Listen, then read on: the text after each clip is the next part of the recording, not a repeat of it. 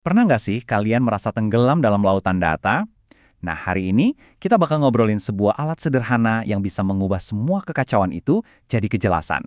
Selamat datang di pembahasan kita tentang desain 2x2, seni dari penyederhanaan yang cerdas. Oke, kita mulai ya. Kita awali dari sebuah masalah yang kayaknya akrab banget deh buat kita semua di zaman sekarang. Paradoks kompleksitas. Kutipan ini, yang katanya dari Einstein, benar-benar jadi inti tantangan kita loh. Gampang banget kan menyederhanakan sesuatu sampai esensinya hilang? Seninya itu ya, gimana caranya kita nemuin titik pasnya, di mana sesuatu itu jadi jelas, tapi nggak jadi dangkal. Kita tuh sekarang bukwalnya tenggelam dalam data. Alat-alat kita canggih, algoritmanya rumit, kapasitas komputasinya luar biasa. Harusnya dengan semua ini kita jadi lebih ngerti segalanya kan? Nah, justru disitulah paradoksnya. Punya kemampuan buat ngolah data lebih banyak, ternyata nggak jaminan kita jadi benar-benar paham apa yang terjadi. Malah seringnya kita jadi nyasar di detail-detail kecil dan lupa gambaran besarnya. Jadi gimana dong cara ngatasinnya? Jawabannya ada di sebuah skill yang sering banget diremehin, seni menyederhanakan. Penulisnya sendiri ngaku loh, awalnya dia tuh sinis banget. Waktu dia lihat diagram-diagram simple dari para konsultan, dia mikir, ini sih simple banget, paling juga trik jualan doang. Tapi akhirnya dia sadar ada kekuatan besar di balik kesederhanaan itu.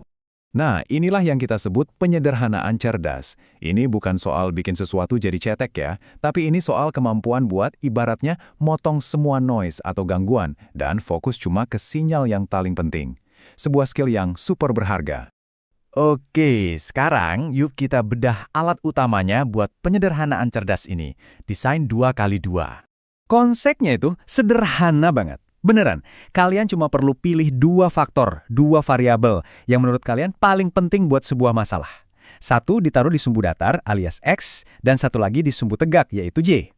Terus, dengan kita tarik garis di tengah buat masing-masing sumbu, boom, kita langsung dapat 4 skenario yang beda. Kuadran A itu buat yang tinggi-tinggi, kuadran C buat yang rendah-rendah, dan sisanya itu kombinasinya. Yang tadinya spektrumnya bikin pusing, sekarang jadi 4 kotak yang gampang banget dikelola. Teori mulu bosan kan? Yuk kita lihat di mana kerangka kerja ini bisa jadi berguna banget di dunia nyata.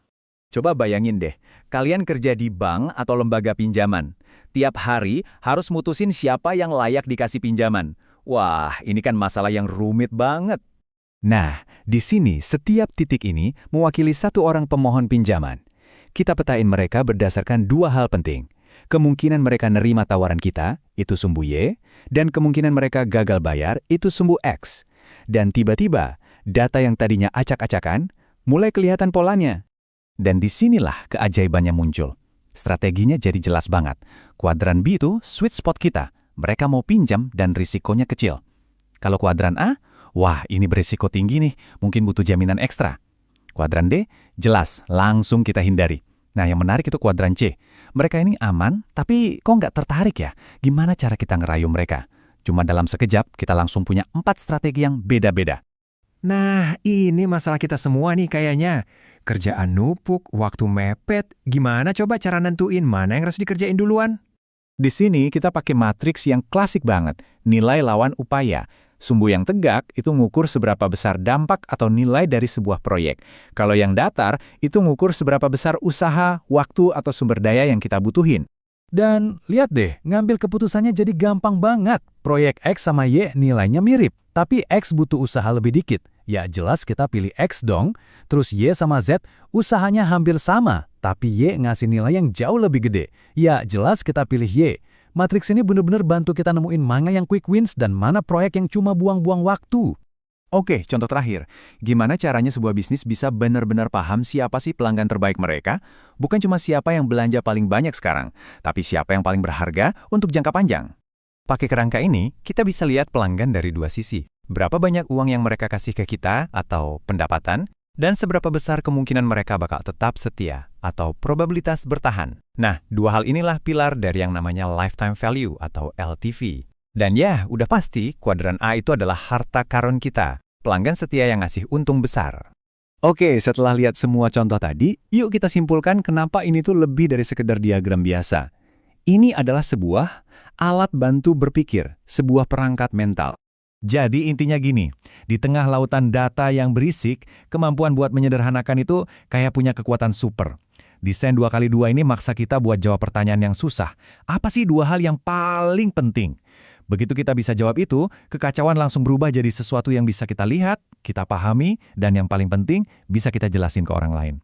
Dan benar kata fisikawan hebat Richard Feynman, kalau kamu nggak bisa jelasin sesuatu secara sederhana, berarti kamu belum paham. Jadi, matriks 2x2 ini bukan cuma buat presentasi loh. Ini tuh tes buat diri kita sendiri. Kalau kita berhasil memetakan masalah kita di sini, itu tandanya kita benar-benar ngerti intinya. Nah, sebagai penutup, saya mau kasih kalian tantangan. Coba pikirin deh, masalah kompleks apa di hidup kalian, entah itu kerjaan atau urusan pribadi, yang bakal kalian coba sederhanakan pertama kali pakai kerangka ini. Jawabannya bisa jadi bakal bikin kalian kaget.